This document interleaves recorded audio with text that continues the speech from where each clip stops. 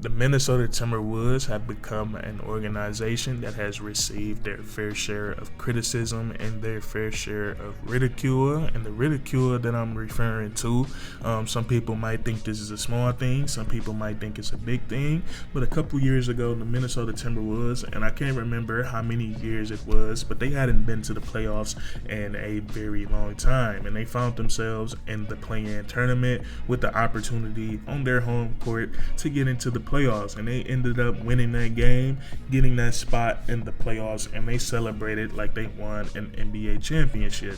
And the rest of the NBA world, they made a lot of fun of the Minnesota Timberwolves for celebrating in the manner that they did. But me personally, I'm a very, very competitive person, and that just makes me hate to lose. And when you haven't been to the playoffs for however long it was for the Minnesota Timberwolves, a long time, that's a lot of losing. So when you get that win in front of the home crowd, who has also endured that losing over those X amount of years, it probably made those players and the coaches and the organization, they probably felt really good in that moment. I know I would have felt good as well, and I would have celebrated just like Patrick Beverley. I would have got up on that scorer's table as well, and I probably would have shared a tear or two just like he did. I thought the way that they celebrated was very appropriate. You have to enjoy the moments like that, because that was a big time moment for the Timberwolves, for the organization, and for the fan base. And so that's that. And then the Minnesota Timberwolves, they've been criticized for some more serious things as well. For example, going out and trading for Rudy Gobert.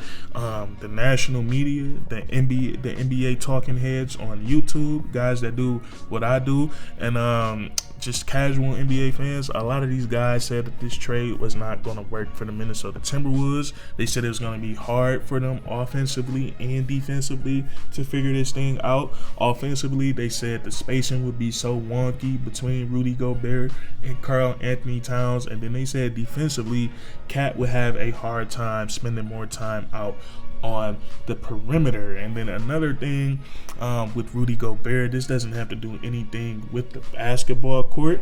And I know Rudy Gobert has done some questionable things in the past. For one, what he did back when COVID first happened, touching all the microphones. Nobody liked when he did that. And it seems like everyone wants Rudy Gobert. I hate to use hate because hate is a strong word, but it seems like everybody wants Rudy Gobert to be hated. There's this agenda being pushed that nobody on the Minnesota Timberwolves likes Rudy Gobert, and this is something that has gotten re-sparked since the Draymond incident, when Draymond Green put his hands on Rudy Gobert. Nobody on the Minnesota Timberwolves retaliated, so once again that rumor has sparked up that nobody on the Timberwolves is feeling Rudy Gobert. There's even NBA players that was pushing this agenda, and me personally, I just don't see it. And I know there was the thing with Kyle Anderson last season, but teammates get into it all the time. You just hate that incident right there happened in front of the whole world to see, right there on the Minnesota Timberwolves bench. But other than that, looking at the Timberwolves, listening to them speak about each other, it is a real camaraderie, a real brotherhood. The chemistry is there, and Rudy Gobert is a part of that camaraderie, and he's a part of that brotherhood as well. But I don't know what it is. It feels like everyone wants Rudy Gobert to be disliked by everyone, and I just don't really understand it, because he's a very, very solid basketball player. So those things right there, I feel like the Minnesota Timberwolves have done a great job of just playing basketball, proving these haters, proving the naysayers very, very wrong. Because right now, the Minnesota Timberwolves, not only are they a good basketball team, but they are a great basketball team. And they have Karl Anthony Towns in the lineup, and they have Rudy Gobert in the lineup. Cat at the 4, Rudy Gobert at the 5. So this thing has been able to work so far for the Minnesota Timberwolves. And right now, they're playing at a very, very high level, and I shouldn't even say a high level. They are playing at the highest level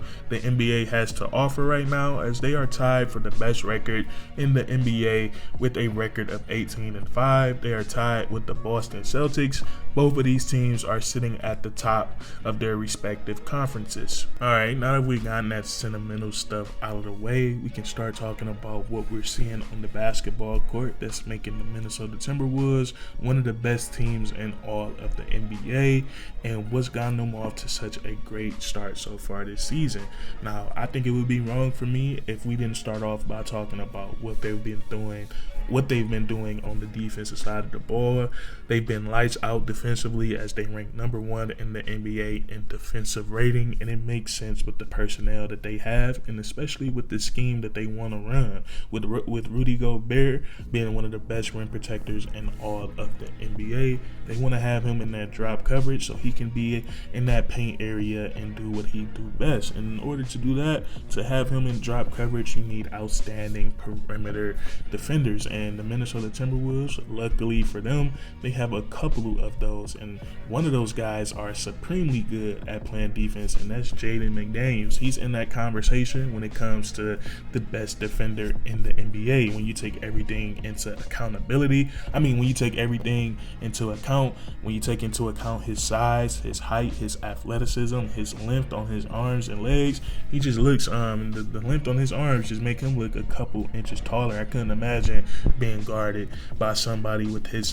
physical attributes. So you take that in, you factor in his instincts and then his will to want to be a great defender. He makes it very hard on that opposing team's best wing scorer every night. And then you have Anthony Edwards, who's nothing to sneeze at as a perimeter defender.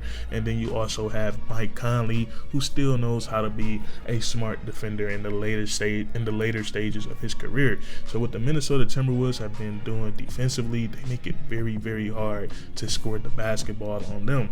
And then we look at this team offensively, and I think we have to, in the few videos that I made on the Timberwolves so far this season, I did a lot of talking about Anthony Edwards, but I think another guy that deserves a lot of credit is Karl Anthony Towns. What Karl Anthony Towns has been doing so far this season has been amazing, and he's the guy that allows the Minnesota Timberwolves to play him and Rudy Gobert alongside each other on the offensive side of the ball, because he's so versatile as an offensive player. He can score from all 3 levels. His ability to put the basketball on the floor, his ability to be a passer in the short roll and pick and roll situations, and his ability to knock down 3-point shots make him and Rudy Gobert work on the offensive side of the ball.